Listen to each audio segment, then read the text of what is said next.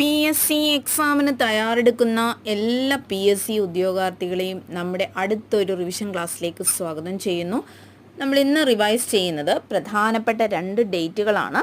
December 3 August 3. December 3-ൻ്റെയും August 3-ൻ്റെയും പ്രത്യേകതകൾ നമുക്കൊന്ന് പഠിച്ചെടുക്കാം. ലോക ഹൃദയ ശസ്ത്രക്രിയാ ദിനമാണ് ഡിസംബർ 3.